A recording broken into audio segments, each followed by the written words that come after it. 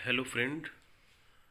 जैसा कि आपको पता है कि यूपी एचजेएस के जो पेपर हैं उसको मैं सॉल्व करा रहा हूँ। पिछले वर्ष का जितने भी पिछले वर्ष के पेपर हैं मैं लगातार सॉल्व करा रहा हूँ, जिसमें अब तक के 2009, 12, 14, 16 इस पेपर इस उपरोक्त मतलब वर्ष के पेपर जो हमने सॉल्व कराया है।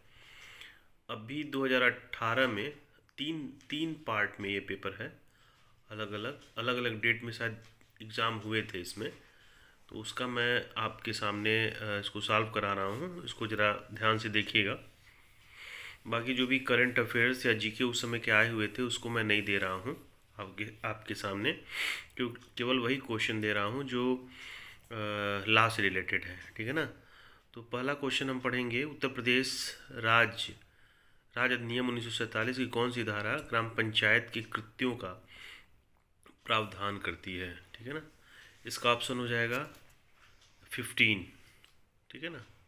1 का ए 15।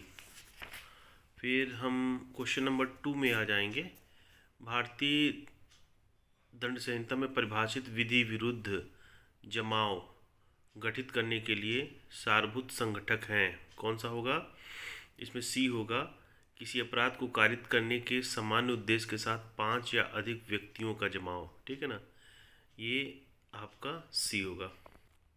नेक्स्ट क्वेश्चन हो गया, दंड विधि संशोधन अधिनियम 2013 द्वारा दंड संहिता की धारा 354 के पश्चात 4 नई धाराएं अंतः स्थापित की गई है। अंतः स्थापित की गई नई धाराओं में से एक दृश्य रैखिकता के विषय में है। ठीक है। उस धारा को चिन्हित करें। कौन सी होगी? ऑप्शन सी 354 सी। ठीक है। नेक्स्ट क्वेश्चन आ गया, उत्तर प्रदेश नगर योजना एवं विकास अधिनियम 1973 की कौन सी धारा अपराधों के समन का प्रावधान करती है? ठीक है। इसका हो जाएगा option A 32, section 32। Next question, Uttar Pradesh राज्य अधिनियम 1947 की किस धारा के अंतर्गत राज्य सरकार को अनुसूचित जातियों एवं अनुसूचित जनजातियों एवं पिछड़े वर्गों के लिए प्रधान के पदों को आरक्षित करने की शक्ति प्राप्त है? इसका ऑप्शन बी हो जाएगा, सेक्शन 11A(2). क्वेश्चन नंबर 6, उत्तर प्रदेश राज्य अधिनियम 1947 के किस अध्याय के अंतर्गत ग्राम पंचायत की शक्तियों, कर्तव्यों, कार्यों एवं प्रशासन का प्रावधान किया गया है? इसमें हो जाएगा आंसर ए, अध्याय 4।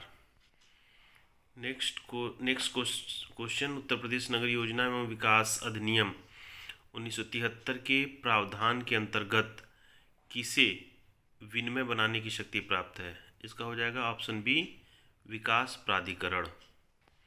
नेक्स्ट क्वेश्चन, उत्तर प्रदेश नगर योजना एवं विकास अधिनियम 1973 की धारा 26C प्राधिकरण को इस अधिनियम के प्रावधानों के प्रतिकूल किस पथ पर या किसी खुली जल सरणी, नाली आदि पर हुए किसी भी निर्माण को हटाने की शक्ति प्रदान करती है? इसका ऑप्शन हो जाएगा ए, प्राधिकरण बिना नोटिस के अस्थायी या अस्थायी संरचना को हटा सकता है। Option A. Next question number 9, Uttar Pradesh नगर योजना एवं विकास अधिनियम 1973 के अंतर्गत विकास शब्द कहाँ परिभाषित है? तो ये है section 2E, option A. Next question, Bharat के संविधान के अनुच्छेद 32 के अंतर्गत उच्चतम न्यायालय में समावेदन किया जा सकता है मूल अधिकारों को प्रवर्तित करने के लिए? Option B. सिविल प्रक्रिया संहिता के अंतर्गत निम्नलिखित में से कौन से आदेश की अपील होगी? ऑप्शन ए, आदेश 41, नियम 23 के अधीन आदेश 11 का ए। क्वेश्चन नंबर 12, सिविल प्रक्रिया संहिता में एक पक्षीय डिग्री को अपास्त किया जा सकता है। इसका होगा ऑप्शन सी। ठीक है, ऑप्शन सी, आदेश 9 नियम 13 के अंतर्गत। मुस्लिम विधि के अंतर्गत खुला एवं मुबारत है क्या है? आपसी सहमति से विवाह के विघटन के प्रकार। Option B. नेक्स्ट क्वेश्चन, बोलने में असमर्थ गवाह आदि न्यायालय में अपना बयान लिखित में देता है, उस स्थिति में उसकी साक्ष्य समझी जाएगी। क्या समझी जाएगी? मौखिक साक्ष्य। Option A. पुलिस अभिरक्षा में एक अभियुक्त थानाध्यक्ष को सूचित करता है कि वह चाबी जिसके द्वारा उसे तिजोरी को खोलकर चोरी की है उसने अपने घर के आंगन में रखी है। यह सूचना किस सीमा तक साबित की जा सकती है? ऑप्शन बी होगा इसका, तिजोरी का ताला खोलने की। तिजोरी की ताला खोलने की, सॉरी, इसका आंसर होगा चाबी, डी होगा, चाबी को घर के आंगन में रखने की। चाबी को घर के आंगन में रखने की। नेक्स्ट क्वेश्चन हो गया, किसी विचारण में अपने विरुद्ध साक्ष्य में प्रकट होने वाले किन्हीं परिस्थितियों का स्पष्टीकरण करते हुए हत्या करने का अभियुक्त यह कथन करता है कि गंभीर और अचानक प्रकोपन के कारण वह आत्मसंयम की शक्ति से वंचित हो गया। वह इस कारण उसने अ को लाठी की एक चोट पहुंचाई जिससे उसकी मृत्यु हो गई। ठीक है, इसमें क्या होगा? गंभीर और अचानक प्रकोपन को साबित करने का भार किस पे होता है? अभियुक्त पर होता है। ठीक है ना, ऑप्शन डी, 16 का डी।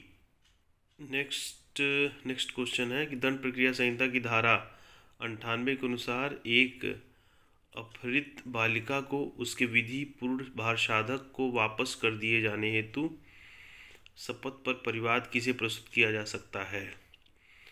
इसके 4 ऑप्शन होंगे।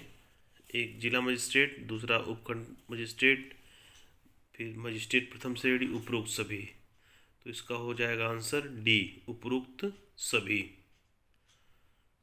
नेक्स्ट क्वेश्चन, वह अपराध जो देश की सामाजिक आर्थिक स्थिति को प्रभावित करते हैं जिन पर अभिभाग चर्चा लागू नहीं है को सूचित किया जाएगा किसको? केंद्र सरकार को। Option D. नेक्स्ट 19 का क्वेश्चन है, तो इसका आंसर रिजेक्टेड है। नेक्स्ट क्वेश्चन हम आते हैं कि एक पुलिस अधिकारी द्वारा यातायात नियमों का उल्लंघन करने वाले व्यक्तियों से 5,000 रुपये का जुर्माना प्राप्त किया गया। जुर्माने को राजकीय कोष में जमा कराने के बजाय यह उसका स्वयं के हितार्थ उपयोग कर लेता है। पुलिस अधिकारी द्वारा भारतीय दंड संहिता के अधीन कौन सा अपराध कारित किया गया? तो इसमें हो गया आपका आपराधिक न्यास भंग। Option A. नेक्स्ट क्वेश्चन है, भारतीय दंड संहिता 1860 की धारा 21 के अनुसार निम्न में से कौन लोक सेवक नहीं है? तो इसका हो जाएगा ऑप्शन डी, एक अधिवक्ता जो न्यायालय के सम्मुख विधि का व्यवसाय करता हो। Option D. नेक्स्ट क्वेश्चन है, अ ब को यह सूचना देता है कि उसने घ से सुना है कि य ने स की कुछ समय पूर्व हत्या कर दी। ब को साक्षी के रूप में न्यायालय में परीक्षण किए जाने पर ब की साक्ष्य को क्या माना जाएगा? ठीक है, इस पे बी हो जाएगा, सुनी सुनाई साक्ष्य। ठीक। नेक्स्ट क्वेश्चन इनमें इस मामले में उच्चतम न्यायालय द्वारा सिविल प्रक्रिया संहिता संशोधन अधिनियम 1999 एवं 2002 की वैधता को जायज ठहराया है। तो इसका ऑप्शन होगा सेलम एडवोकेट बार एसोसिएशन बनाम भारत संघ। ऑप्शन सी, 23 का सी। निम्न में कौन सा अपराध गैर जमानती और असमनीय है? इसका आंसर हो जाएगा बी, भारतीय दंड संहिता की धारा 307 के अंतर्गत दंडनीय हत्या करने एवं प्रयत्न करना। ठीक है ना, ये ऑप्शन हो जाएगा बी, 24 का बी। भारतीय साक्ष्य अधिनियम 1972 की धारा 101 के अंतर्गत सबूत का भार किस पे होता है? सबूत का भार होता है आपका कभी परिवर्तित नहीं होता, विचारण के दौरान परिवर्तित होता रहता है, कभी परिवर्तित नहीं होता, परिवर्तित हो सकता है, ए और बी दोनों। तो इसका आंसर हो जाएगा बी, कभी परिवर्तित नहीं होता है। 33 नंबर का क्वेश्चन, क्योंकि उधर बीच में जो है आपके जीके के क्वेश्चन आ गए थे, इसलिए फिर से जो है ला के क्वेश्चन, भारतीय संविधान की भाग 14 संबंधित है, किससे संबंधित है? तो ये है संघ और राज्यों के अधीन सेवाएं। ये हो गया ऑप्शन सी, संघ और राज्यों के अधीन सेवाएं। नेक्स्ट क्वेश्चन है, सामान्य न्याय और निःशुल्क विधिक सहायता की अवधारणा किस अनुच्छेद के अंतर्गत दी गई है? तो इसका आंसर हो जाएगा भारतीय संविधान का 39A, ठीक है ना, सी, ऑप्शन सी। क्या एक पारंगत विधि वेत्ता जो न तो अधिवक्ता रहा हो और न ही न्यायिक अधिकारी रहा हो, इलाहाबाद उच्च न्यायालय का न्यायाधीश नियुक्त किया जा सकता है? ठीक है, इसका ऑप्शन होगा नहीं, 35 का ए नहीं। 36, भारतीय संविधान में 10वीं अनुसूची जोड़ा गया। संविधान 52वां संशोधन अधिनियम 1985, ऑप्शन ए। नेक्स्ट क्वेश्चन, भारतीय संविधान के अनुच्छेद 371 में प्रावधान है, क्या प्रावधान है? महाराष्ट्र राज्य के संबंध में विशेष उपबंध, ऑप्शन ए, 37 का ए। क्या कोई विधिक व्यक्ति भारतीय संविधान के भाग 2 के अंतर्गत नागरिकता अर्जित कर सकता है? यह होगा नहीं, ऑप्शन सी। जिला न्यायाधीशों की नियुक्ति के लिए प्रावधान निहित है, इसका हो जाएगा ऑप्शन बी, भारतीय संविधान की भाग 6 अध्याय 6 में, ठीक है ना, ऑप्शन बी, 39 का बी। नेक्स्ट क्वेश्चन, केंद्रीय प्रशासनिक अभिकरण की स्थापना किसके प्रावधानों के अनुसार है? ऑप्शन बी है भारतीय संविधान की अनुच्छेद 323A के तहत। उत्तर प्रदेश नगर भवन किराए पर देना, किराया एवं बेदखली विनिमय अधिनियम 1972 की धारा 29A किराएदारी की निम्न में से किस श्रेणी पर लागू होता है? ये संभवतः ऑप्शन बी है, ऐसी भूमि को किराएदारी जहां किराएदार के भूस्वामी की सहमति से अस्थायी संरचना का निर्माण कर लिया है, तो 41 का बी। नेक्स्ट क्वेश्चन है, किसके अंतर्गत उत्तर प्रदेश नगर भवन किराए पर देना, किराया एवं बेदखली विनिमय अधिनियम 1972 द्वारा विनियमित किसी भवन का किराए पर न्यायालय के समक्ष किराया जमा कर सकता है यदि भूस्वामी द्वारा अस्वीकार कर लिया जाए? ठीक है, तो 16 है, अनुच्छेद 21 है, 32 है, उपरोक्त में से कोई नहीं, ठीक है ना, ऑप्शन डी हो जाएगा, उपरोक्त में से कोई नहीं। नेक्स्ट क्वेश्चन है कि 1972 के उत्तर प्रदेश अधिनियम संख्या 13 के अंतर्गत अपराध विचारणीय है, इसका ऑप्शन हो जाएगा प्रथम वर्ग का मजिस्ट्रेट, 43 का सी, प्रथम वर्ग का मजिस्ट्रेट। नेक्स्ट क्वेश्चन, यदि कोई व्यक्ति किसी नगर पालिका के आम चुनाव में एक से अधिक वार्ड में मतदान करता है तो उसका मत क्या होगा? उसका मत होगा सभी वार्ड में 0 मान लिया जाएगा, सभी वार्ड में 0, option B. Next, Uttar Pradesh नगर पालिका अधिनियम 1916 के अंतर्गत गठित एक नगर पालिका कार्यकाल क्या होगा? उपरोक्त में से कोई नहीं, ठीक है। नेक्स्ट क्वेश्चन, नगर निगम के आम चुनाव में अभिरक्षा के विरुद्ध एक व्यक्ति जो पुलिस की विधिक अभिरक्षा में है, डी, मतदान नहीं कर सकता, ऑप्शन डी, मतदान नहीं कर सकता। उत्तर प्रदेश चकबंदी अधिनियम के किस प्रावधान के तहत किसी गांव में अधिसूचना जारी करके चकबंदी का संचालन पूरा किया जाता है? Option B, 52, option B.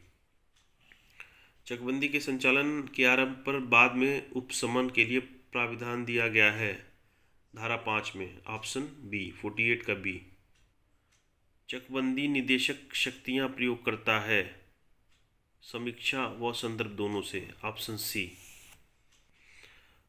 पंचायती राज अधिनियम 1947 के तहत अधिशुल्क की कार्यवाही होती है, ऑप्शन क्या होगा? ऑप्शन डी, ग्राम पंचायत या न्याय पंचायत के धन की क्षतिपूर्ति हेतु, ऑप्शन डी। नेक्स्ट क्वेश्चन हो गया आपका 35, निम्न में कौन सा गलत है? न्याय पंचायत के पास शक्तियां हैं, इसका ऑप्शन सी होगा, वास्तविक कारावास का दंडादेश देने की, ऑप्शन सी। नेक्स्ट क्वेश्चन है, पंचायती राज अधिनियम 1947 की धारा 12C के तहत निर्वाचन याचिका को जारी रखा जा सकता है। ऑप्शन डी, किसी के द्वारा नहीं। निम्न में कौन सा गलत है? कोई व्यक्ति एक ही समय में नहीं हो सकता। बी, ऑप्शन बी, प्रधान एवं गांव का सदस्य। उत्तर प्रदेश नगर आयोजन एवं विकास अधिनियम 1973 के सेक्शन 27 के तहत दिए गए विध्वंस आदेश के खिलाफ अपील प्रस्तुत की जाती है। ऑप्शन सी, 54 का सी, अध्यक्ष। नगर आयोजन एवं विकास अधिनियम 1973 प्रावधानों के तहत विकास प्राधिकरण द्वारा तैयार किए गए मास्टर प्लान को अनुमोदन वांछित है। ऑप्शन सी, राज्य सरकार का। परिसीमा के अभिवाक न किए जाने का समझौता है। बी, ऑप्शन बी, प्रभावहीन। कोई अनुबंध उन्मोचित नहीं माना जाता है। ऑप्शन डी, पालन में देरी मात्र से। चैरिटी में योगदान करने का वचन है। बी, शून्य समझौता। कथन एक भागीदारी फर्म एक विधिक इकाई एक कंपनी की भांति है। ऑप्शन बी, गलत। फर्म की कृत के लिए भागीदारों का दायित्व होगा संयुक्त व पृथक पृथक। Option C. कथन एक निगम भागीदारी की संविदा कर सकता है और एक फर्म का भागीदार बन सकता है। सही, ऑप्शन ए। कितने वर्षों का निरंतर अवधि तक पूर्ण रूप से प्रयोग न किए जाने पर कोई निरंतर सुविधाधिकार समाप्त हो जाता है? इस हो जाएगा ऑप्शन सी, 20 वर्ष, 62 का सी। रेस इप्सा लॉक्यूटर का नियम किसके परीक्षण से संबंधित है? ये होगा आपका ए, उपेक्षा से। अंतरण के लेनदारों की विफल करने या उन्हें देरी कराने के उद्देश्य के साथ अचल संपत्ति के अंतरण को कहा जाता है। ए, कपटपूर्ण अंतरण। नेक्स्ट, सपिंड नातेदारी से जुड़े नियम किसके सिद्धांत पर आधारित हैं? तो यह है इक्जोगैमी। Option C. सुनिकरण विवाह के मामले में विवाह के अकृतता का बचाव करने को निरस्त करता है। क्या निरस्त करता है? तो डिक्री के दिनांक से। ऑप्शन ए, 66 का ए। हिंदू विवाह नियम 1955 के तहत विवाह का गैर पंजीकरण होगा। ऑप्शन बी, विवाह को अमान्य घोषित नहीं करता एवं अर्थदंड अधिरोपित करता है। Option B. मुता विवाह के विवाहोत्तर सहवास होने पर पत्नी अधिकृत है। बी, पूरी मेहर की। Option B. इस्लामिक विधि कहलाती है शरिया। नेक्स्ट क्वेश्चन है, पैगंबर मोहम्मद साहब हैं, कौन है? खुदा के पहले पैगंबर। 17 का बी। ये 17 का बी। नेक्स्ट है, निम्न में कौन से सामान्य नियम अपवाद हैं कि व्यक्तिगत सेवा के लिए रोजगार के अनुबंध का कोई विनिर्दिष्ट प्रभावीकरण नहीं हो सकता? इसका हो जाएगा ऑप्शन डी, उपरोक्त सभी। फिर है, अपराध का कौन सा वर्गीकरण दंड प्रक्रिया संहिता के तहत आता है? संज्ञेय व असंज्ञेय, जमानती, गैर जमानती, सम्मन वाले वारंट मामले। ठीक है, ऑप्शन डी, उपरोक्त सभी। जमानती अपराध में जमानत एक अधिकार के रूप में दी जाती है। ऑप्शन सी, पुलिस अधिकारी व न्यायालय दोनों द्वारा। नेक्स्ट है, दंड प्रक्रिया संहिता की धारा 82 के अंतर्गत उद्घोषणा उस व्यक्ति के विरुद्ध जारी की जा सकती है जिसके विरुद्ध वारंट जारी हुआ हो। अतः उद्घोषणा जारी की जा सकती है विरुद्ध आरोपित अपराधी, एक प्रतिभू, नेक्स्ट एक साक्षी, उपरोक्त सभी। तो उसका हो जाएगा ऑप्शन डी, उपरोक्त सभी। फिर नेक्स्ट क्वेश्चन हो गया, दंड प्रक्रिया संहिता की धारा 164 के अंतर्गत साक्षियों के अभिलिखित कथन होते हैं। क्या होते हैं? संपोषक साक्ष्य, ऑप्शन बी, 75 का बी। नेक्स्ट क्वेश्चन हो गया, सिविल प्रक्रिया संहिता का विस्तार है सी, आप डी सॉरी, समस्त भारत में जम्मू एवं कश्मीर तथा नागालैंड एवं जनजातीय क्षेत्र के सिवाय, ठीक है ना, इसका ऑप्शन डी हो जाएगा। उसके बाद से आपका ऑप्शन 77 में है कि प्रारंभिक डिग्री जो है, इसका ऑप्शन हो जाएगा सी हो जाएगा कि उपरोक्त दोनों, ठीक है, किसी या कुछ विवादग्रस्त विषयों के संबंध में पक्षकारों के अधिकारों की अवधारणा करती है परंतु वाद का पूर्णतया निष्पादन नहीं करती है। पक्षकारों के अधिकारों जिन्हें अंतिम डिग्री द्वारा अंतिम न्याय निर्णित किया जाना, उनके निर्धारण की एक व्यवस्था है। उपरोक्त दोनों, ऑप्शन 77 का सी, उपरोक्त दोनों। सॉरी, इसमें 76 में डी में होगा, समस्त भारत में जम्मू एवं कश्मीर में भी यह इसका विस्तार है, बाकी नागालैंड एवं जनजातीय क्षेत्र के सिवा इसमें अभी नहीं है। तो समस्त भारत, जम्मू एवं कश्मीर इसमें शामिल है, ठीक है ना। 78 है, श्याम ने 1 साल के लिए राम को उसके घर में बेदखल कर दिया। राम ने कब्जा हेतु श्याम के विरुद्ध वाद प्रस्तुत किया परंतु उसमें क्षतिपूर्ति का दावा शामिल नहीं किया। क्षतिपूर्ति के दावे हेतु राम क्या होगा, नया वाद नहीं प्रस्तुत कर सकता, ऑप्शन बी, 78 का बी। विदेशी निर्णय को लागू करने के लिए वाद भारत में कितने वर्षों के भीतर दायर हो सकता है? निर्णय तिथि से 1 वर्ष के भीतर, निर्णय तिथि से 5 वर्ष के भीतर, निर्णय तिथि से 2 वर्ष के भीतर, निर्णय तिथि से 3 वर्ष के भीतर, ठीक है ना। इसका ऑप्शन हो जाएगा डी, निर्णय तिथि से 3 वर्ष के भीतर। क्वेश्चन नंबर 18 का आपका ऑप्शन 0 है।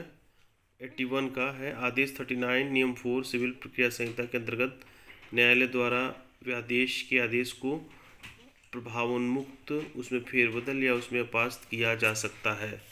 इसके 4 ऑप्शन दिए गए हैं। वादी के आवेदन पर, प्रतिवादी के आवेदन पर, किसी पक्ष के आवेदन पर, न्यायालय की स्वतः प्रेरणा पर, ठीक है। तो इसका ऑप्शन हो जाएगा सी, किसी पक्ष के आवेदन पर, ठीक। 82 हम देख लेते हैं, वाद के प्रत्याहरण के पश्चात वादी समान वाद विषय के संदर्भ में नया वाद नहीं दायर कर सकता जब तक कि प्रत्याहरण के समय पर न्यायालय की अनुमति प्राप्त न हो, ऑप्शन डी, ठीक है ना। 82 का ऑप्शन डी।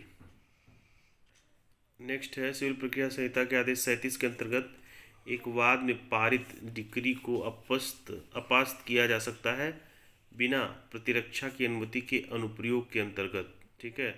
तो इसका ऑप्शन हो जाएगा आदेश 37 नियम 4 सीपीसी। नेक्स्ट हम आ जाते हैं कि भारतीय दंड संहिता की धारा 381 के अंतर्गत विधिपूर्ण संरक्षकता में व्यपहरण हो सकता है, ठीक है ना। तो इसमें हो जाएगा आपका ऑल ऑफ द अबव, उपरोक्त सभी। यदि वह नर हो तो 16 वर्ष से कम आयु का हो, यदि वह नारी हो तो 18 वर्ष से कम आयु की हो, एक विकृत व्यक्ति हो, उपरोक्त सभी माना जाएगा इसमें। 84 का डी।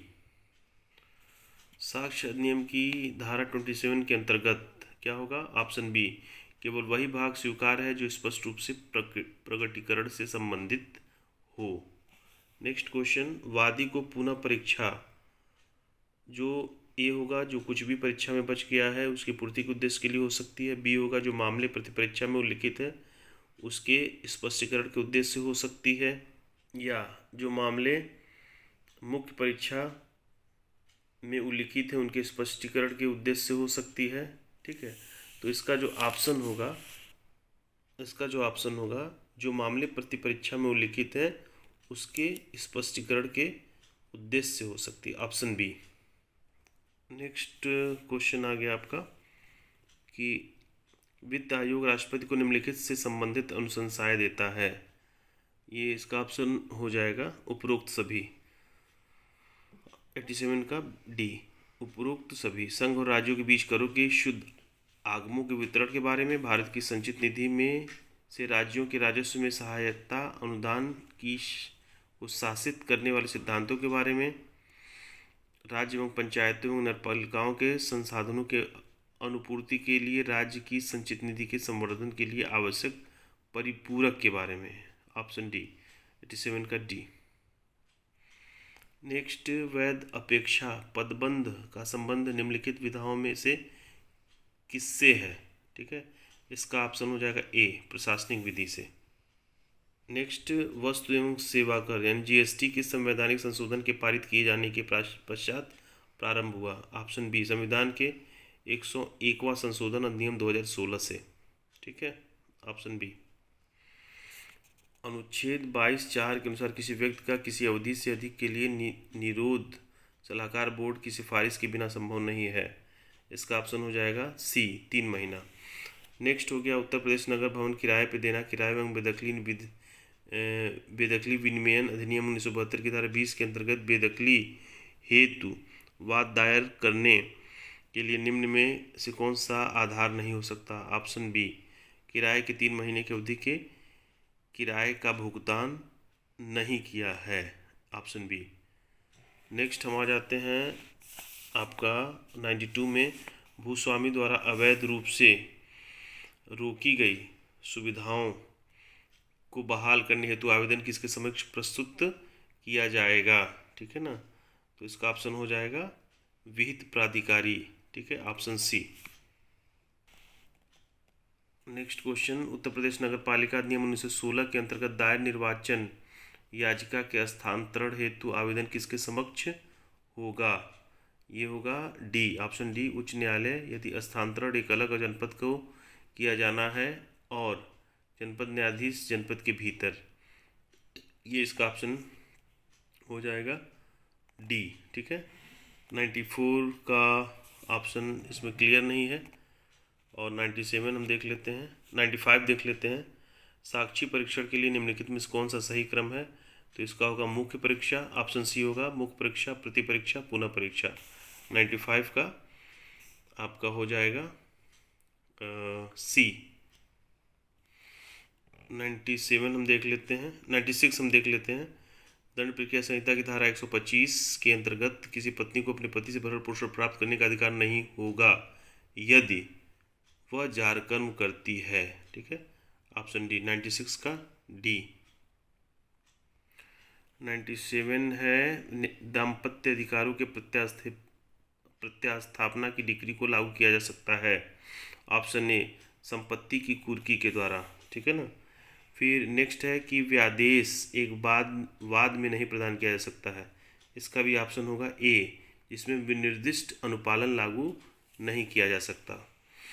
ठीक है, नेक्स्ट है कार्बन फुटप्रिंटिंग। ये तो हमारे ख्याल से आपका जीके से संबंधित क्वेश्चन है। ठीक है, और 100 हम देख लेते हैं। 100 वाला, निम्नलिखित में परिस्थितियों के अंतर्गत गैर अंतरणीय अधिकार रखने वाले भूमिधर का हित समाप्त हो जाता है। ठीक, ऑप्शन सी जब उसे कब्जे से वंचित कर दिया गया हो और परिसीमन द्वारा पुनः पाने के उसके अधिकार को प्रतिबंधित कर दिया जाता है। ठीक है ना, तो मित्रों ये 100 क्वेश्चन हैं जिसमें से कुछ आपके ऑब्जेक्टिव क्वेश्चन थे और कुछ जीके और जीएस के क्वेश्चन उस समय के रहे थे 2018 में जब ये पेपर आया था। हम केवल लॉ पे फोकस कर रहे हैं। अभी 2018 के 2 प्रश्न पत्र और हैं जिसको मैं आपके सामने रखूँगा, जल्द ही लेके आता हूँ। धन्यवाद, नमस्कार मित्रों।